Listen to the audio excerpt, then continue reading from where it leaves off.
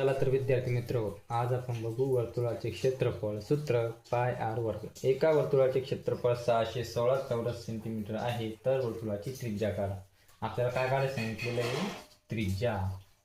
चला तर मग आपण उदाहरणाकडे वळू. काय 616,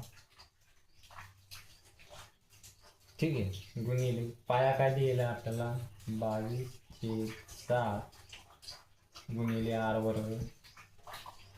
आता ह्यो काय मध्ये समजा ह्यो भागाकारात आहे, आपल्याला कायला गुणाकारात घेऊन जायचं. काय करायचं मग 616 गुणिले 7 भागिले ह्यो गुणाकारात आहे, काय करायचं भागाकारात घ्यायचं गुणिले आर वर्ग. आपलं कसं सूत्र. आता काय करायचं, भाग देऊन घ्यायचा. 11 दुनी 22, 11 पाचे 55 उरले 6, 11 66, पुन्हा 2 1 2, 2 दुनी 4 आणि उरला 1, 2 8 16.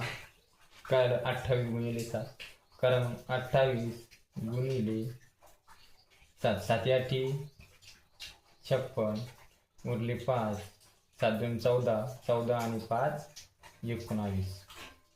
म्हणजे आर बरोबर किती? आर वर्ग बरोबर किती? 196. आणि 196 कोणाचा वर्ग आहे? 14चा. अशा प्रकारे तुम्ही वर्तुळाची त्रिज्या काढू शकता. वर्तुळाची त्रिज्या किती येईल आपली? 14 ही वर्तुळाची काय येईल? त्रिज्या येईल. अशा प्रकारे तुम्ही वर्तुळाची त्रिज्या काढू शकता.